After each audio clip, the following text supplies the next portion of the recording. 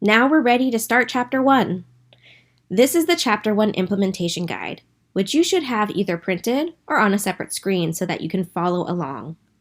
In this video, we're going to be introducing you to some of the aspects of the implementation guide and showing you how it connects with the app.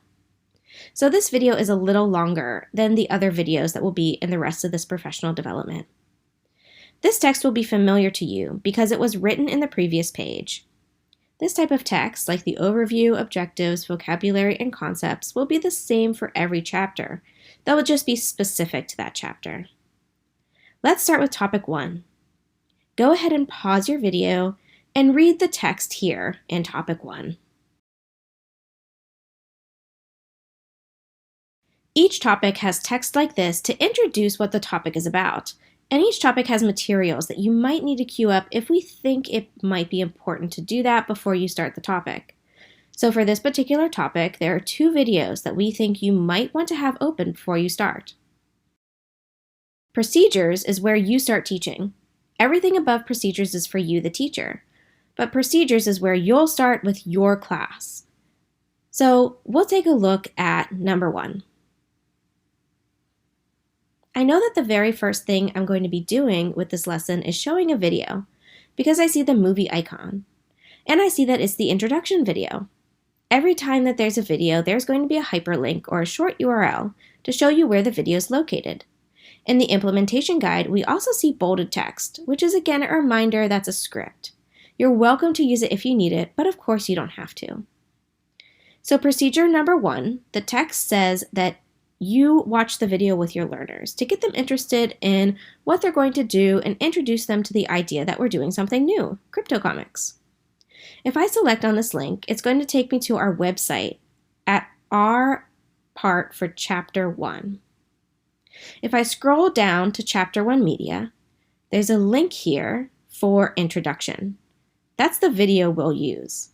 These media are in chronological order, so because this is the first procedure, it's first on this list. This is the introduction video.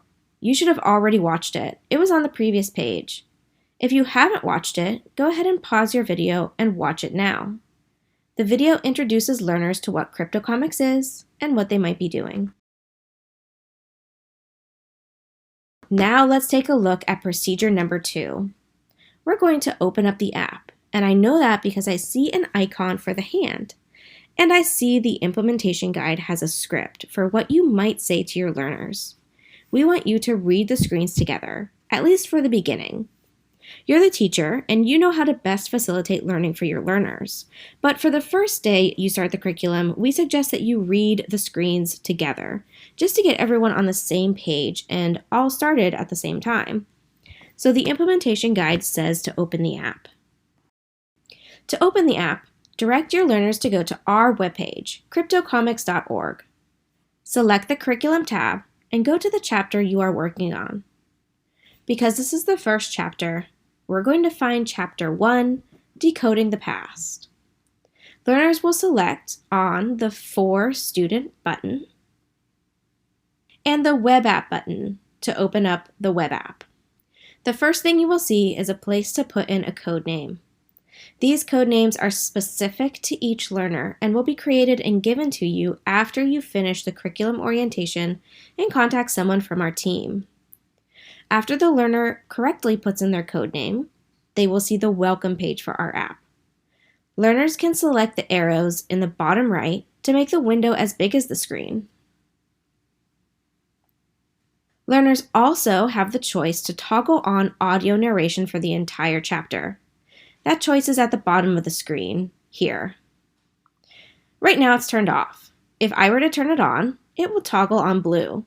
This means when students are reading the app, they can click on each word bubble in the comic book or click on a headphone button in the app pages to have the text read aloud to them.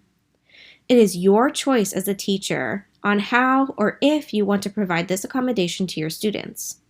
If you choose to use this feature, learners must toggle on the audio narration each time they open the app. In the implementation guide, it says to touch Decoding the Past, and then we'll ask you to read the introduction screen all together with your learners. Pause the video and read it to yourself, now.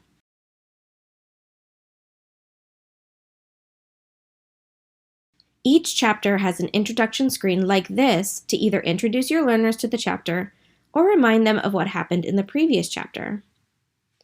You can press the Continue button when you're ready to move on. The next few pages introduce the learners on how to navigate through the app. It will ask learners to go to the right and to the left. In the implementation guide, there's a note that says the learners must practice moving left and right before they can move on. This is really important because if I only go to the right, I can't move on. I have to go to the right and to the left. It forces you to practice. Once I do both actions, I see the Continue button and I can move on.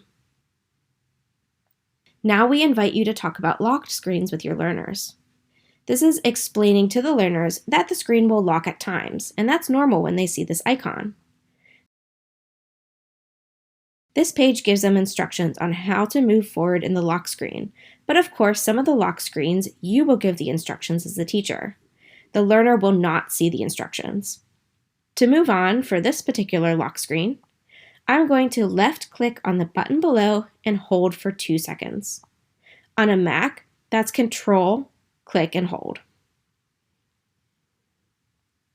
Now in the guide, it says we're going to learn about the characters in the comic book. And again, we recommend that you read this with your learners all together. Go ahead and pause your video and stop reading at the page with Jabrari.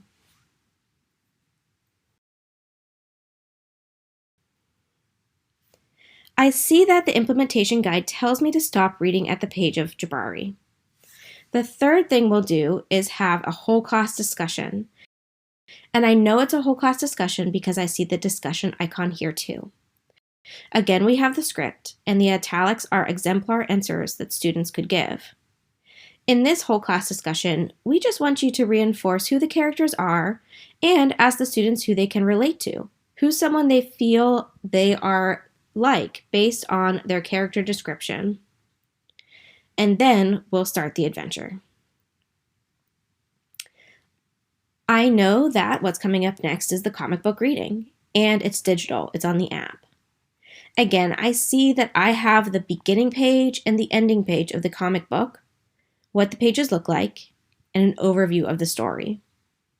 So in the app, I'm going to go to the right, and now I see the first page of the comic book.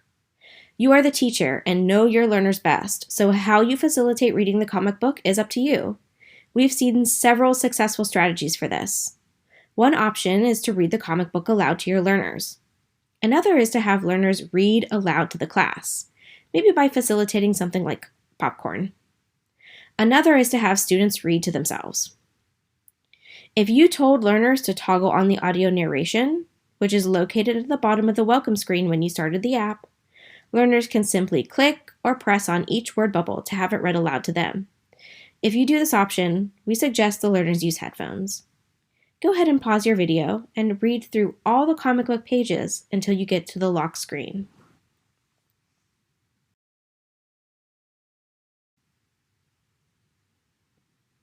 Here's the lock screen after the comic book pages. In the implementation guide, it says it's lock screen 1, and I know the location and what it should look like. Next, I'm going to have a whole class discussion with the students. I know it's a whole class discussion because of the icon. Again, I have the script in bold if I need it, and the italicized exemplar answers. But there's an orange box here, which means that the content in this discussion is very important to the understanding that we want the learners to have in Chapter 1. So this orange box is very important. In this particular orange box, we want you to introduce the idea of what a symbol is, and if students have ever seen symbols in their daily life. We even have a definition of a symbol, which is this bullet here. After you discuss with your learners, we now invite you to unlock the comic book to move on. In the implementation guide, the unlock instructions are in blue boxes. There's instructions for both the tablet and the web-based app. Dependent on what you're using, you're going to follow those instructions. We also have a note here that every lock screen is timed. So even if learners did press in the right area, they can't unlock the screen for the first 60 seconds. Finally, there's a small picture of the lock screen on the right, and a red area is always going to be either circled or highlighted to show you where the lock screen is in the app. For this particular lock screen, I'm using the web app, so I need to click 3 times on the Adinkra symbol to move on. That would be right here. I would click 3 times here. There are 2 other things we want to introduce you to about the lock screens. There's a secret menu. If you click, hold, and drag down, it will appear on the left. That shows you can either navigate throughout the app using scene navigation, or you can disable the timer if you would like. If I go to scene navigation, it brings me to a page with every lock screen in the chapter. This is useful if you have a student who's coming in late, or maybe they're on the wrong place for whatever reason. You can go to chapter navigation and then click the lock screen you would like them to go to. I know I want to be at lock screen 1 because it was identified as such in the implementation guide. Now that I'm here, remember that there's a timer. So even if I clicked in the right spaces, I'm not able to move on unless I disable the timer. So I could either wait 60 seconds or I could disable it. Of course, this is something that we only want teachers to know. It wouldn't make sense for students to know how to disable the timer. It would defeat the purpose of the lock screen. So if you're going to disable the timer, make sure the students can't see you do it. When you go to disable the timer, you'll see blue circles appear that are either where you press or press and hold to move on. So if I click these blue circles, I'll be able to move on. Now, in the implementation guide, we would like you to do numbers 6, 7, 8, 9, and 10 on your own. After you've done number 10, we will start a new video. This is the end of this video.